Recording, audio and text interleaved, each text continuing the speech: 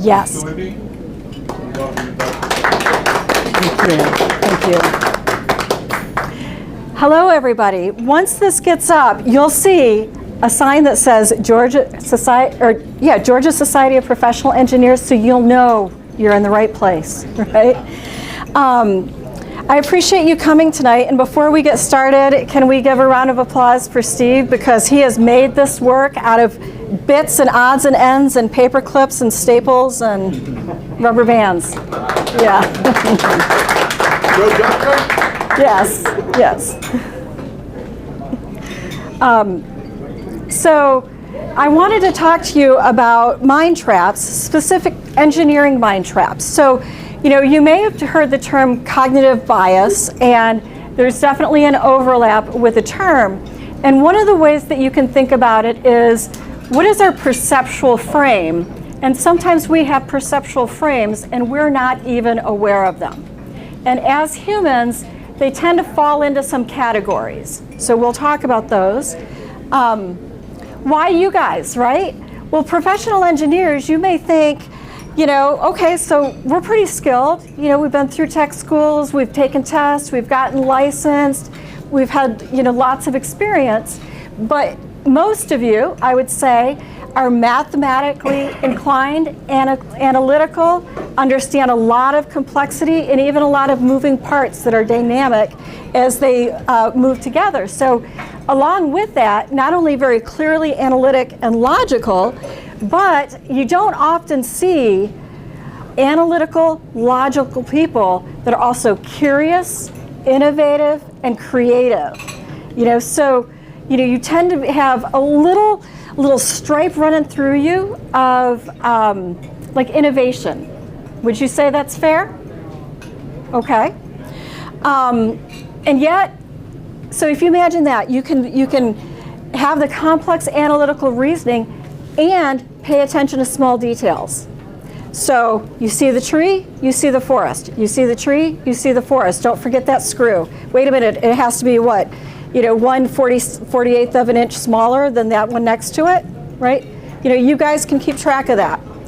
In addition, with being licensed and accountable, that's where it started feeling a little bit more similar to my profession, which is very different. As a licensed psychologist, I talk to people all day long. And what do?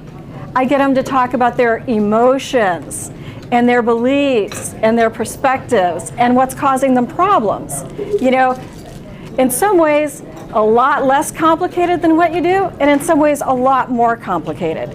But the whole licensure process, hours and hours of study and clinical experience and training before we even get to our national tests and our state tests.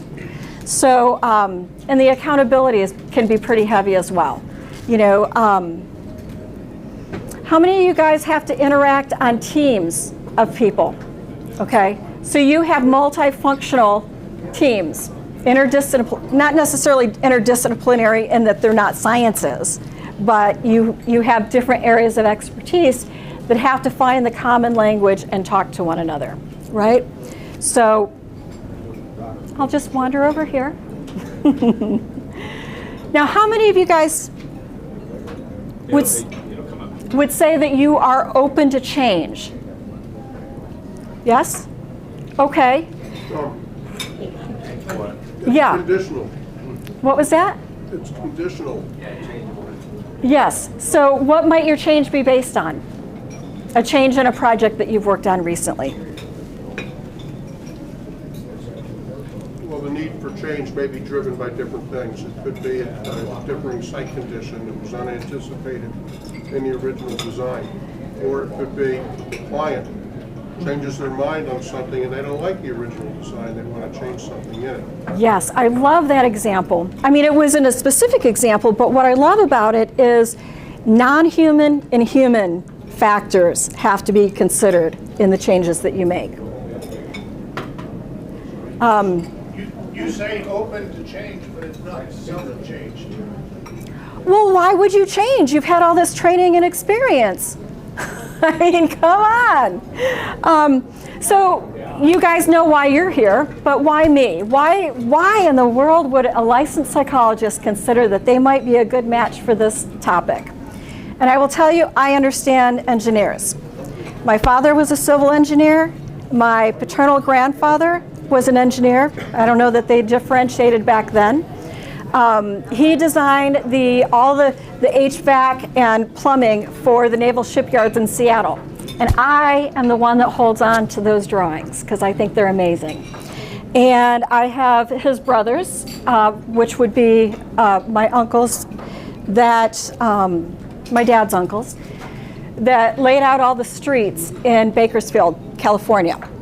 So, and my niece is a fancy pants engineer at the University of Texas. And what else do I have? Oh, my maternal grandfather used to have people from Michigan State. I grew up in Michigan. We're not all conspiracy theorists, okay? And I don't have guns. I do have chickens, which, but he used to have people come out from Michigan State's engineering school to look at the things that he built on his farm to improve his farming. So he designed the first Quonset hut that was his tool shed, maintained his big combine equipment, and also had storage on the sides, and then windmill for electricity, things like that. So engineering, science, I created the Mind Brain Institute of Atlanta because I am fascinated with our ability to change our brain. So, that started way back 30 years ago with training in self-awareness, mindfulness, and approaching your ways of thinking and your ways of working with your nervous system. And now, when I went through school, we did not think your brain could be changed. We thought, okay, by the time you're a young adult, all your brain is formed, try not to mess it up. And you just sort of lose it a little by little over time. Now we know, like I have a friend who broke his neck in 3 places, and he was designated, wherever you are in your recovery at 6 months, they decide whether you're a quadriplegic, a paraplegic, wherever you are on the scale. He was a quadriplegic. And it took a long time, and a lot of work, and a lot of sweat, but he rewired enough using neuroplasticity, he rewired enough that he can walk. He can get around. He can use his arms. So amazing things can be accomplished with what I would call self-directed neuroplasticity. So that's just a real fascinating area for me. And along with that, not only can we change our brain, but if we engage in the health habits that make our brain healthy, luckily they make our body really healthy too. So we tend to have a longer, more active, more satisfying life when we make these changes. Now, I still do individual and family therapy, so they just sort of dovetail. I have more than 20 years of experience. I still feel like a kid. And the professional designation, there's that licensure and the accountability that I think I can understand some of the responsibility that you guys feel. Now, mind traps, it sounds like some of you are already familiar with the idea. And it's basically a systematic error in processing. And these can be good. So if you think about it as a heuristic, a shortcut, a thumbnail approach to something, a thumbnail sketch. And these tend to help us be more efficient. We know, okay, 9 times out of 10, this constellation of data points is going to result in that picture, right? And so it can lead you to quicker problem solving, but it can also help you move too quickly and not consider other factors. And the more experienced we get, the more we're likely to do it. I know. I mean, that happens in my field. We're trained in advance to watch out for things like that. But realistically, you have complex problems, they're dynamic, and those human factor pieces that what Tom mentioned earlier, your clients are probably pretty invested in the work that you do. and can probably get pretty emotional when things don't go well. Now, I had mentioned the efficiency aspect of, mind traps, these cognitive biases. And really, think about it. It's because we only have so much attention. We only have so much that we can hold in our memory. You guys have probably held a lot in your memory. But, as you, think about certain things, other things probably get shortcut. And then the blind spots basically refer to our habitual ways of thinking and doing things that we're just not even aware of. Okay? Any questions? All right.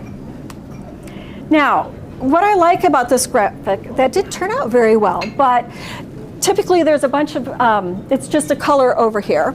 And if you think about this being a dynamic slide, the less we're paying attention to our sensory experience, the more we're thinking. So if you think about when you get lost in thought, you don't notice that your leg has fallen asleep until you're ready to get up and move, right?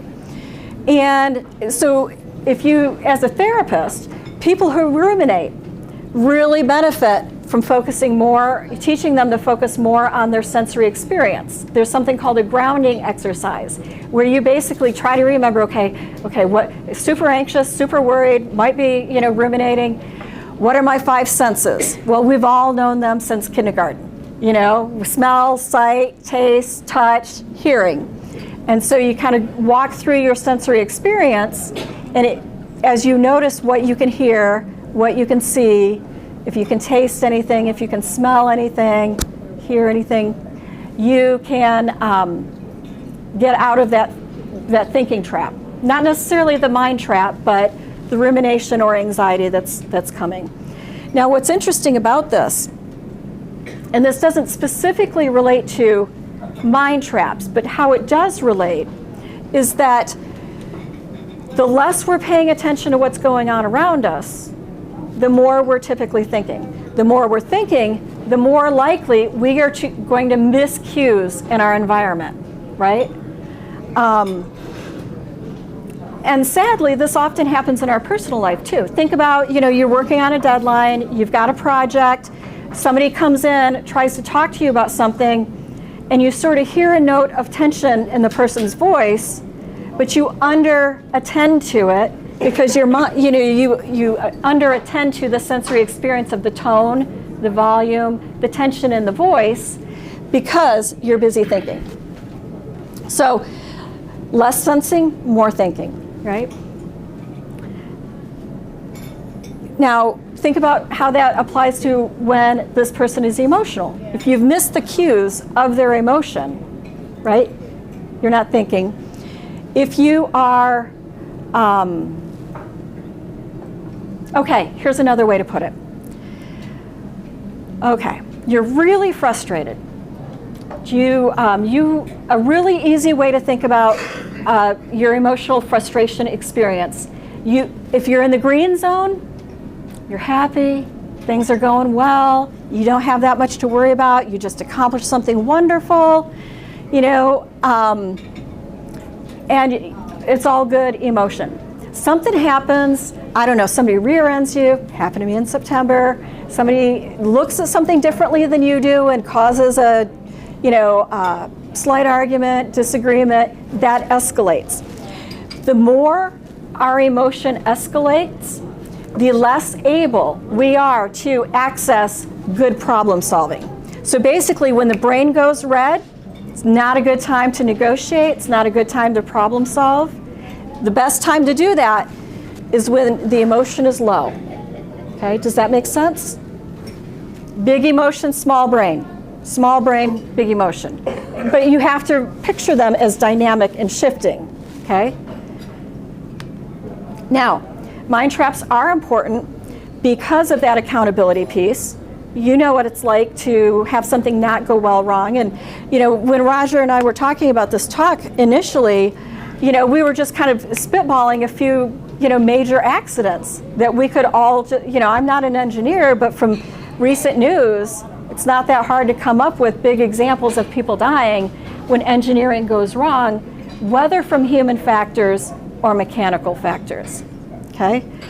I mentioned earlier precision. A mind trap is a heuristic. It is a habitual way of looking at things, and so you lose precision when you have a mind trap. Okay? Does that make sense? Okay. I'm mentioning the human and non-human errors. If you understand what mind traps are, you are better able to anticipate human error, human limits of perception, human limits of problem solving. And that's the trickiest part. You know, there's a lot of detail, but you guys know a lot by now. I would imagine some of the trickiest pieces are the human parts. And then consequences, they're big in your field. So, you know, this is a train collapse outside of Mobile, Alabama. 97 people dead, the train trestle. That barge right there hit it. So that's a human error. At the same time, one could argue those engineers probably could have anticipated some, you know, water vehicle accidents. This is the Hyatt Regency in Kansas, Kansas City. And so 2 of their walkways collapsed from the weight of the revelers that were enjoying the party there. Yes, yes, horrible, horrible experience. You want to know how it happened? Well, there was too many people on the walkways, right? Like, nobody paying attention to fire codes? No.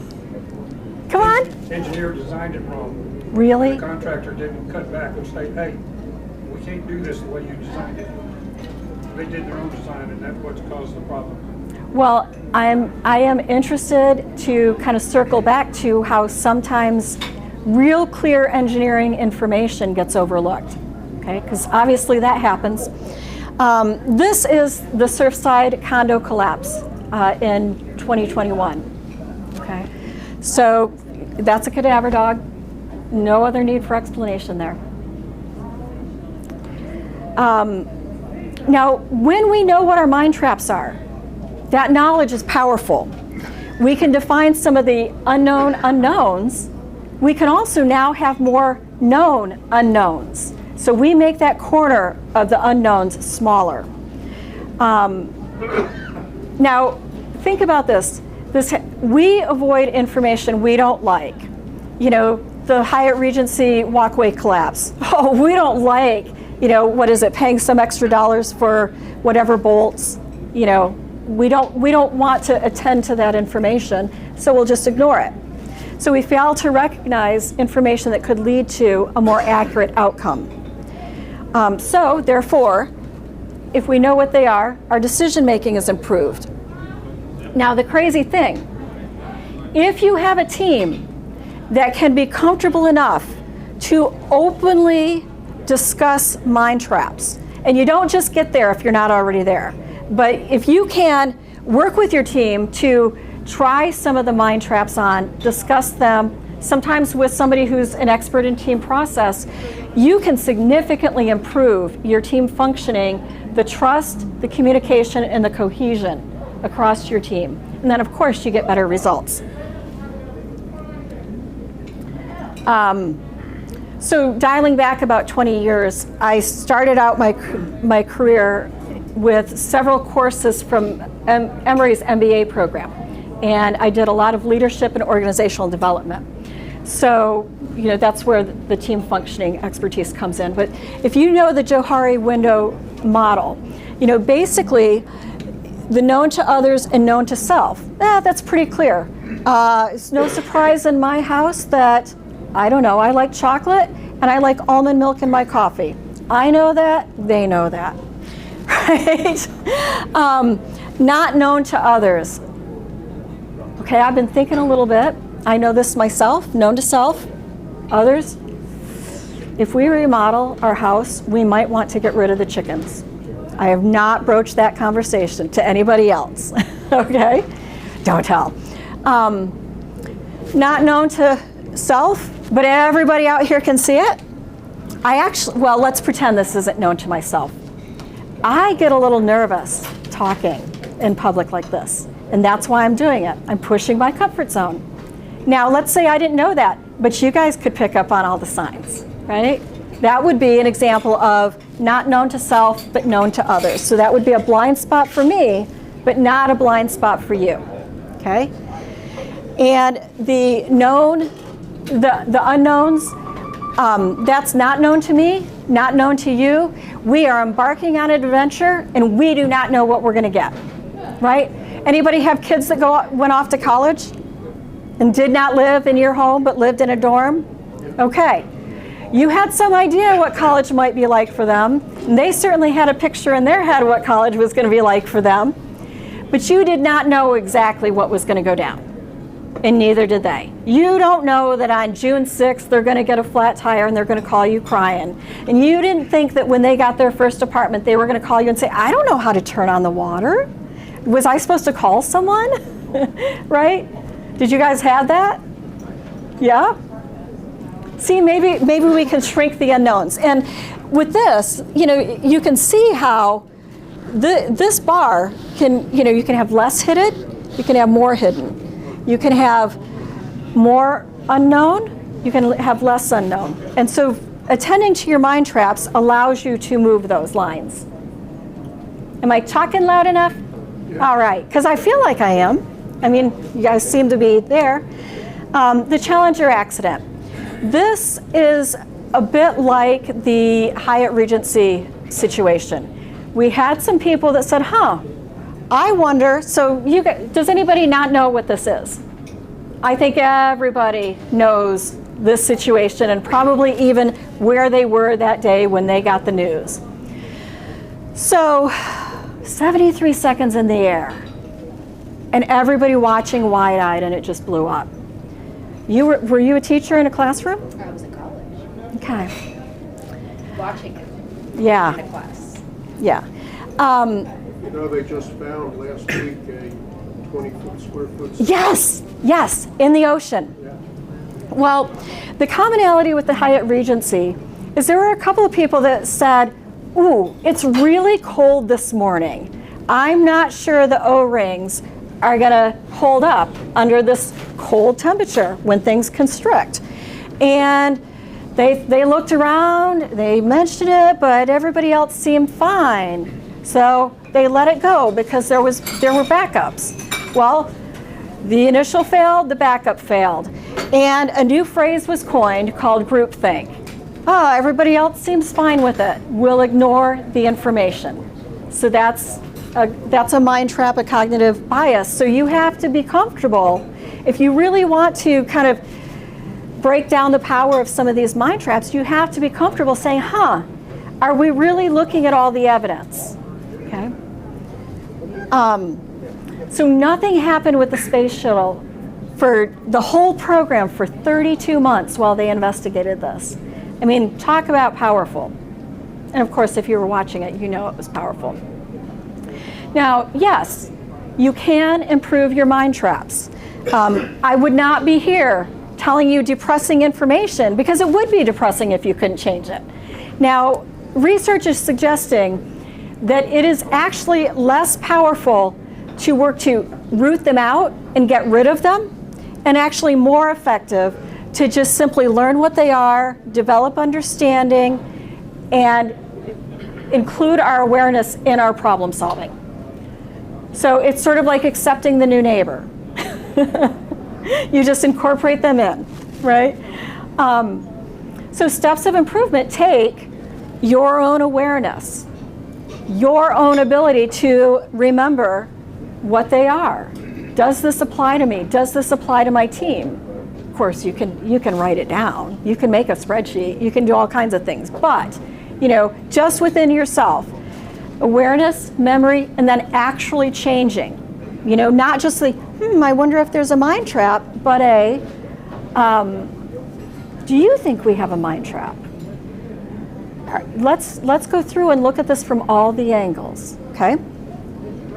So I mentioned earlier with teamwork, but addressing and talking about this improves your communication, your relationships, and your team cohesiveness. Can anybody see this actually increasing trust in the people that they work with? Well, hang with me. Okay, so next, we're going to go through our most common mind traps, how you find them, and how to resolve them, okay? The confirmation mind trap. So this is when we already have an opinion, and we look for information that confirms it. So think about your personalization software. You know, you turn on YouTube, and it feeds you a lot of suggestions of similar things that you've watched before. Amazon, they were the first big people in the personalization software. Does anybody use Gmail? Okay, you ever see that strip on the side that reminds you of all the things that you've been shopping for recently and shows you should buy that? Right? The more you see it, the more likely you are to buy it. So I love this one because I think we could probably all relate to it. I did 6 experiments, but only 1 supported our hypothesis. Well, let's only submit that one then, right? What about the other 5? Statistical error, human error, not so important. We won't rush those to market. An anchoring mind trap. I thought this was a really good example of it. It is from the, I think it's not LinkedIn. It's another kind of social connection software. But you see how starting out, it's $299. And then you look at this, wow, that's a lot less. Wow, that's a lot less. Wow, that's a lot less. But there's a longer list over here, and you read that first because you might read left to right, right? And top to bottom. So you get kind of hooked on all these possibilities, and you want that.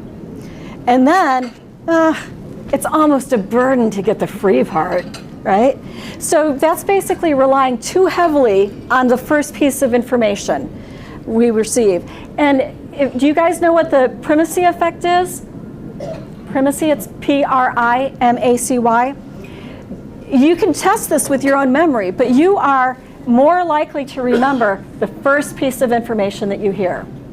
Some people remember the last piece, sometimes because your mind's wandering and then you just realize from that inflection that the other person just asked you a question, right? So, but this is not in listening, it's just the first piece of information that we get. Buying a house, the same thing. You see, you go and you put in your zip code in Zillow, and you see all these $1 million houses, and you think, wow, that's a lot. And then you see this $500,000 house, and you're like, wow, that's not much. But if you had started with the $200,000 houses first, the 500 would seem like a lot, right? So, we're thinking about how that might apply. Do you ever do that when you submit budgets and contracts? Put out a higher number? Not that high, huh? Not consciously. Well, I mean, you have to have some negotiation room, and then there's cost overruns and things like that. But this is, there's a big difference between $14.99 and $299. So that's what I mean by how obvious it is. Okay, in-group, out-group mind trap. Huge in this environment that we're in. Basically, we support or believe people in our social group more than facts or people from other groups. So, my neighbor Joe down the road that we've had beers and stuff with, and he seems like a really good guy, and he tells me how great his new car is, and all of a sudden I'm researching that car instead of really kind of looking at best in class and, some of the other research methodologies I might have used, okay? So we're automatically categorizing people. And politics has shifted in the last several years. And what people say and social media has shifted. And they're using this, right? They're using this to help people have a certain experience before they deliver information. So that's a very powerful and important one. And I got this, there's a website called notsofast.org. And there's all kinds of resources that talk about this. So I thought that was valuable for you to tap into later. Fundamental attribution error. Love this one. So basically, our shortcuts are situational, but other people's shortcuts are really because they're X number of expletive, right? So that person that just rolled through a stop sign, can't follow rules, unruly, any number of things, versus I roll through a stoplight, well, I looked, nobody's there, right? So why are you always so anxious to criticize me? I just think I have a knack for seeing other people's faults. Like it's an automatic go-to, right? An automatic go-to. That person, you know, they're a such and such, rather than, oh, they're in a hurry to the hospital because their wife's having a baby, right? You know, no, anybody ever consider that one? No. So what about your own faults? I have a knack for overlooking them. So the fundamental attributional error is it's all situational with us. It's characteristics for them. It's a trait if it's them, right? So comfortable to be us. So the hindsight bias. Yeah, I have a client who is really struggling with this right now. Hindsight is when you evaluate the success of a situation based on an outcome, which is different than, whew, we just pulled that out of, you know, whatever, we just skidded by and made that happen. It's not that. It's, oh, there's a data point, there's a data point, there's a cloudy future, there's a data point. And then the thing happens and you're like, yeah, I knew that was going to happen. When really, you weren't that on board. You weren't laying money on it to gamble on that before. So this is also when we ignore data points and, you know, we don't pay attention to them, and then something doesn't happen and we say, yeah, I minimized that. I really didn't think it was going to happen. So whichever way we want to go. The halo effect. I think probably every single one of you has experienced this. So basically this is when we create our view of a person based on one observation or trait, and that colors our view of them overall. Like, see, she says, it's a little hard to read. She says, oh, he's handsome. He's probably fun. And wow, I'm talking to him and he's smart. You know, is he friendly too? Right? So, you know, she pulls from one and creates a bigger picture. And it can go just from, wow, that person's attractive, seems confident, and then all the others get filled in. Now, when I say you guys have probably experienced this, I'm not judging how you look, okay? But let's be real. If you tell somebody you're an engineer, do you not have some automatic credibility? Yes, yes. So, and there's a lot in halo effect. You know, tall people tend to make more money. Did that pan out? Sorry. Oh, I forgot you guys were going to put this out on YouTube. So the self-serving mind trap, that's where I work on not embarrassing myself. Now, this is where we're likely to claim our successes as due to our strengths, you know, but our failures are due to circumstance. You know, this is also referred to as the internal or external locus of control. You know, if our self-serving, we say, I worked really hard, I studied hard, you know, I was gunning for that promotion from day one. Everybody knew it.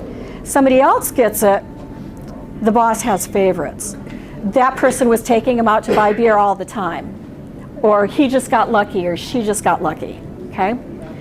Again, we get to feel good about ourselves. Now think about it. You want to be able to get up in the morning. These things work.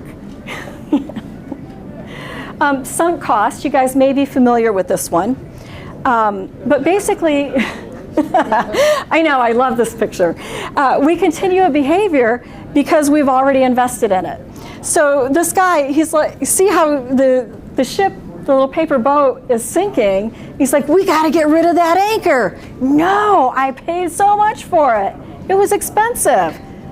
Well, you're going to go down with it? I'm not letting that baby go. Negativity mind trap. Our mind, I'll read this so you aren't distracted, but you know, we basically attribute more of a negative outcome. All these little good things happen, we're adding them up, one bad thing, and we can't see anything else, right? Yes. Now, yes. Now, in business, you got money applying to it also, so there's extra motivation. But we have actually evolved to have a negativity bias. If you think about a type 1 error, type 2 error, you know, it is better for us to say that noise in the bush has a dangerous animal than it is to say, it's nothing, right? So if we assume the worst, you know, that's bad, then we attend to it and we save our skins. Or we just keep working and creating to solve the problem. What's another way to look at it, another way to do it? Yes? You said type 1, type 2? Yes, the alpha beta errors, which is, it's been so long, I don't know if I'm going to get it right. Type 1 is a false positive, that you say that you have COVID when you don't. Type 2 error is you say you don't have COVID, but you do. Is that right from your memory of statistics? By the way, engineering, architectural, professional people, does anybody know who Layla Ross Wilburn was? She was the first female architect here in Atlanta, and her son taught me about 3 semesters worth of statistics in graduate school. And he, you know, at the end of the year, he invited us over to their house, and I got to see all the gadgets, because she was really famous for time-saving efficiency innovations in homes. So, just fun stuff happens in the engineering and architectural worlds. So we also have that attentional mind trap. You know, we only have so much attention. So we may have all kinds of pieces of information, and we're very adept at filtering out and discarding what doesn't apply, right? And again, your experience just simply hones this ability, right? Overconfident, when you hold an overly optimistic view of your talent, your skill, or intelligence. It's not going to go wrong, it's going to be fine. And you see, he's not reading his reports. He imagines that he's, you know, the SEC cannot take him down, and he's the king of the CFO world. You know. Okay, what can you do? Are you guys feeling like you're ready to do something about these? Thank you. Okay, so I say manage yourself first. Self-awareness is priceless. I mean, as a psychologist, we do that nonstop. Now, if you're coming for therapy, yes, maybe not so much as if you're just coming for assessment, but that increases your self-awareness once you get the feedback results.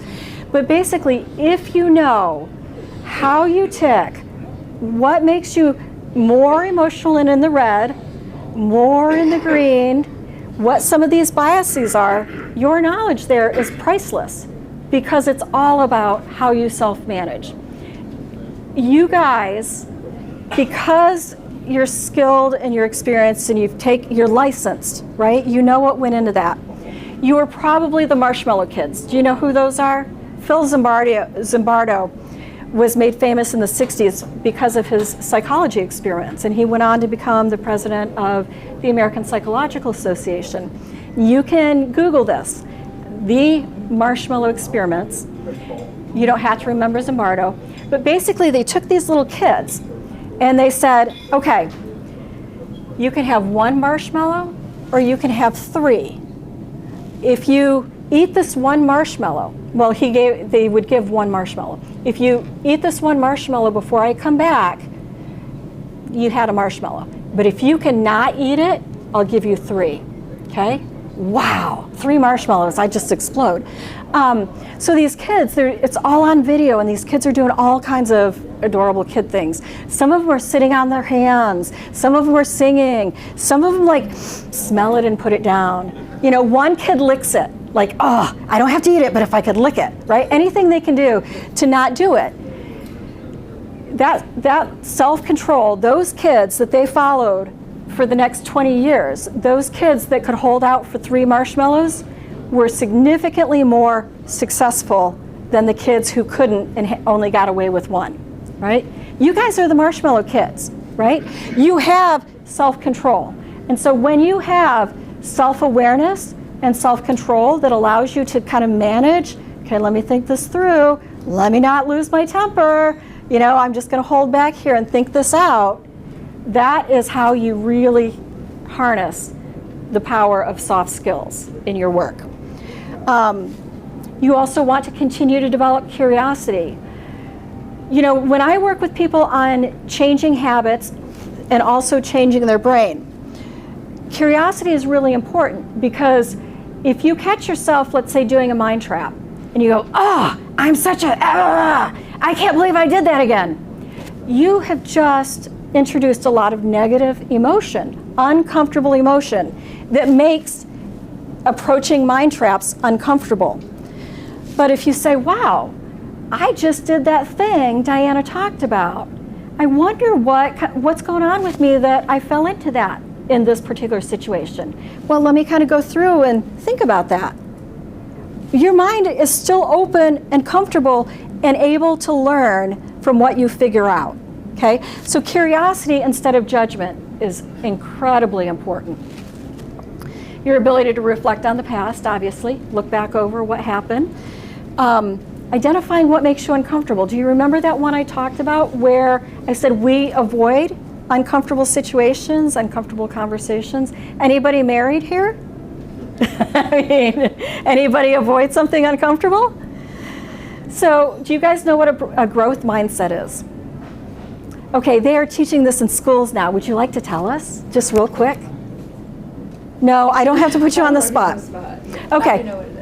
In a nutshell, it's approaching difficulties as challenges that you can learn from, approaching everything as a learning experience. This test isn't an opportunity to show how smart you are and get an A and demonstrate your dominance over every other kid in the class. No, this test is an opportunity for you to really get a sense of how much did you learn over this unit. You know, are there some areas that you dropped the ball on? You know, you were out sick that day. Oh, it showed up in your testing. Oh, that makes sense. We'll have to make sure that you get the material next time you're out sick. So it's all problem solving. That's growth mindset. It's in opposed to fixed mindset, okay? Fixed mindset says, he is what he is. She's just like that. You're not going to get any smarter after 25. You know, just try not to lose those brain cells. No, fixed mindset is what we thought we had before neuroplasticity and all of the research that demonstrates that you can grow new brain cells. I mean, think about people you might know with a stroke who worked really hard to regain their functioning. Physical therapy. That's neuroplasticity. They are rewiring.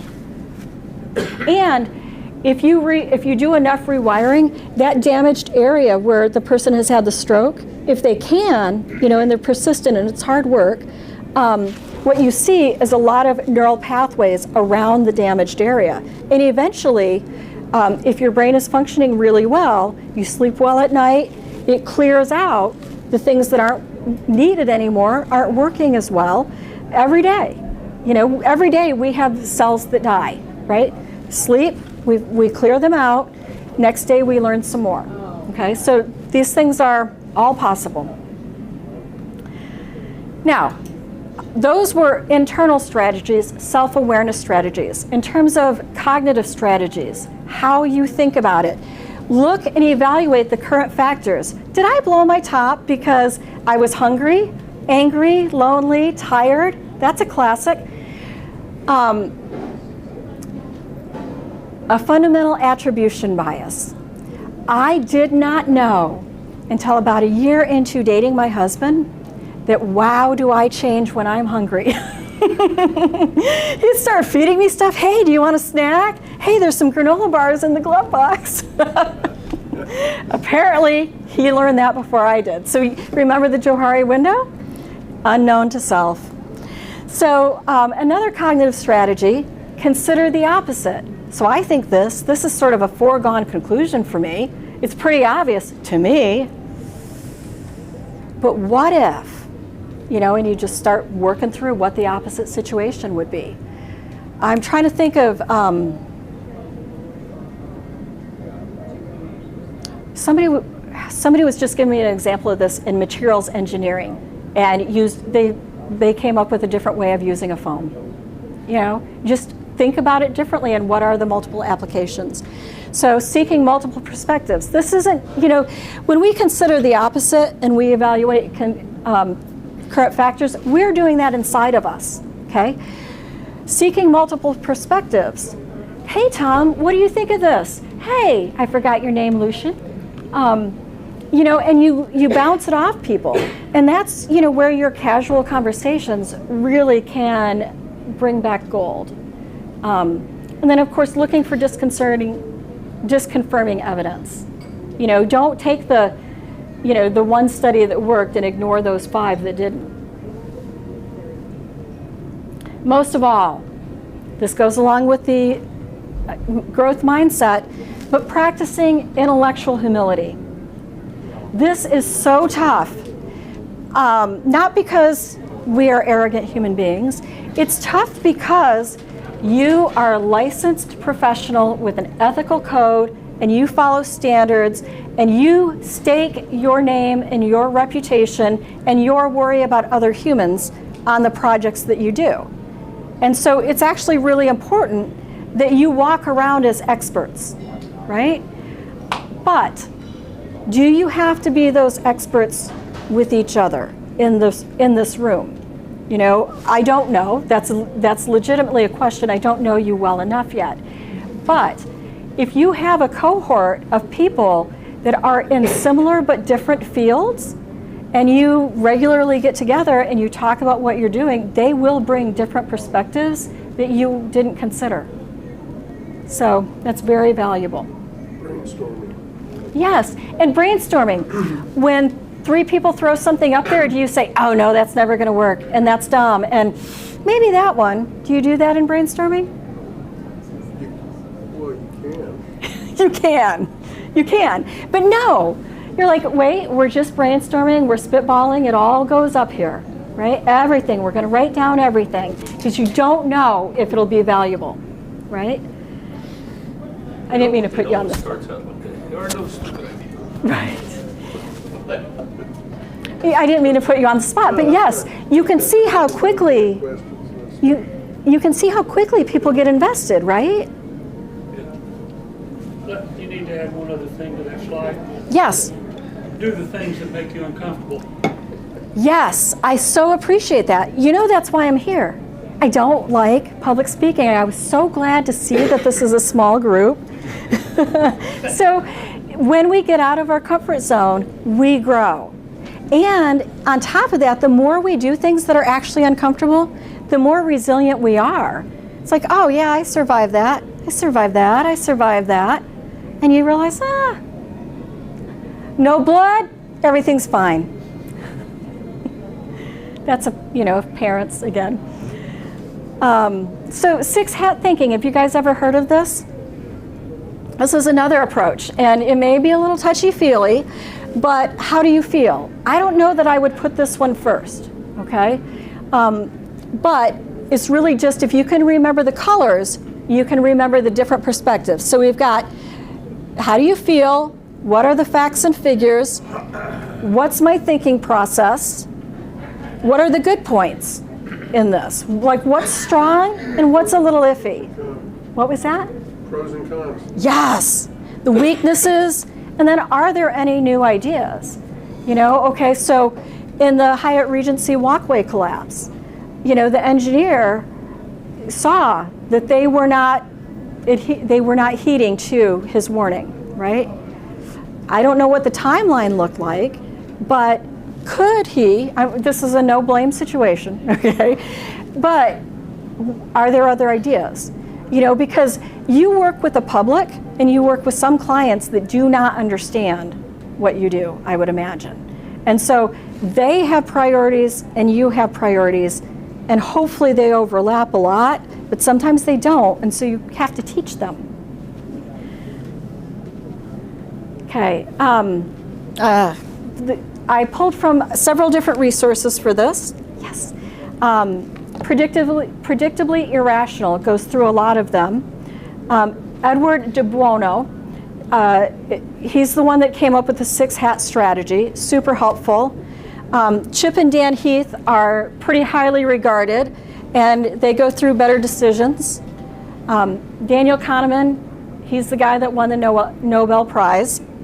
And then this one, it doesn't completely, these mind traps are often called cognitive biases. And then this one, the cognitive bias, the cultural disconnect between engineers and decision makers, that doesn't completely overlap with my naming of the cognitive biases, but you may like it because it's very technically written and it gives a lot of examples. Okay? Questions? Yes? Oh, okay, thank you.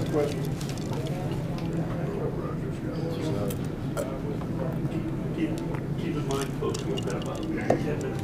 Yeah, You brought this on. Can you hear me? Yeah, it's not. Something you brought up at the very beginning of your presentation about taller people getting the best jobs. Well, I've noticed that from senior year of college when we were applying for jobs and all through the last 49 years of work. Yeah. Taller, fair-haired. I can always speak for men. Yeah. Seem to get the best, even in engineering, the best jobs. What's causing that? It's the halo effect. They're tall, they're attractive, they're healthy and athletic looking. They must have, healthy and athletic looking, they must be disciplined. They must care about doing things well because they're healthy and therefore they must eat right. If they're friendly and appear straightforward, they must be honest. That's just it. We just go from there.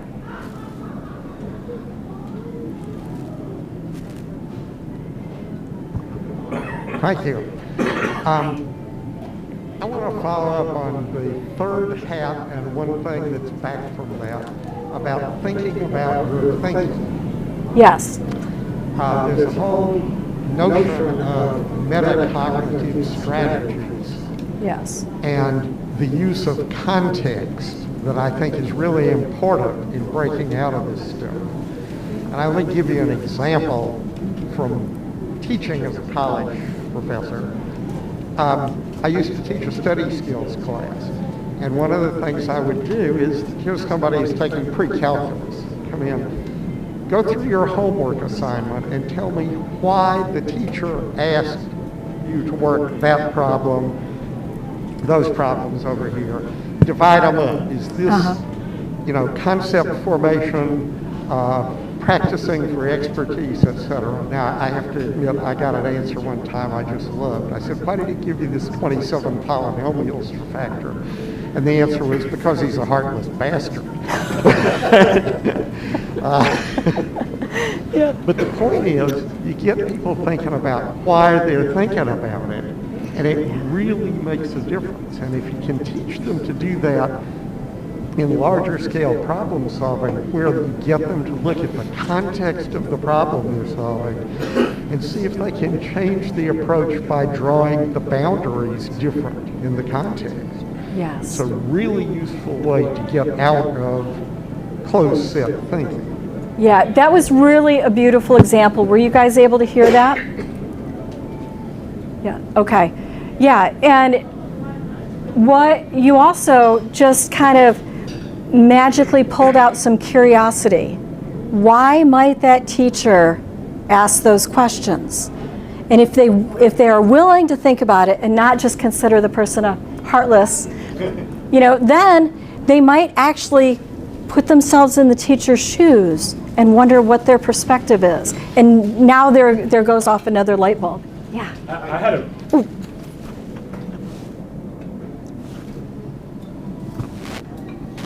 I had a variation on that in college, and basically the whole class, while very good, was disjointed. I didn't see any pattern to the examples that they gave us. This was in economic geology.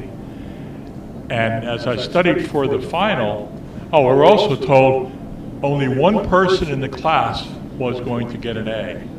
Other people could get B's, and some people would just fail outright. And as I studied this, I realized that the professor was going to ask us to organize all this information he gave during the class in the final exam. And I was so convinced on that I organized everything right then. And I got the A. Wow. So, but it was the same basic thing. Why are they teaching it this way? And then how is we're going to be evaluated? And it paid off for me. Yeah. Yeah, and I can imagine that light bulb going off. You were working it over, trying to figure it out, and then you got enough of those data points. One thing to put out there while you guys are still thinking of other questions, I mentioned Phil Zimbardo's marshmallow experiment. There's another one that I think is worth noticing, and that is, it's called the Marshmallow Challenge. It's a TED Talk by Tom Wujek. You don't have to remember this because you can look at the YouTube video, but it's easily accessible. And what he does is he's put thousands of teams through a problem-solving exercise, and he tells you some surprising things that he discovered. And I won't tell you what those things are. Hopefully, if you watch it, you'll pick up. He's entertaining. You'll get a couple of little laughs, but it really. I think it underscores the value of the growth mindset, iterations, and moving towards, your target, and continuous improvement. And you had a question. Oh, okay. One more, can we? One more? Yes. I'm not exactly where it fits in one of your slides there, but one of the ways that I looked at it is you have to know what you know, but more importantly, you need to know what you don't know and why. Yeah. Yes. And, going back to, the youngins in the field, they have no idea what they don't know. Yeah. I mean, I didn't. I thought I did. Yeah. That's right, especially once you graduate, you're cloud of mind and you think you know absolutely everything. It's quite devastating to find out that you really don't. No. But I do thank you guys. Well, it's been a very interesting, very informative presentation. We really appreciate you taking time coming out here. And on behalf of the Atlanta chapter, we'd like to do Thank you. Thank you. I appreciate that. And you know how I like my coffee. That's great. Yeah. Well, thank you, everybody. Please Door prize. Door prize. So I'll keep drawing until somebody says they've got one of the tickets. All right, pull one of those tickets. Last digits, 4. We hope you enjoyed this presentation given at one of the Atlanta Metro Chapter meetings of the Georgia Society of Professional Engineers, an affiliate of the National Society of Professional Engineers. To find out more about us or to join us, check us out at gspe.org.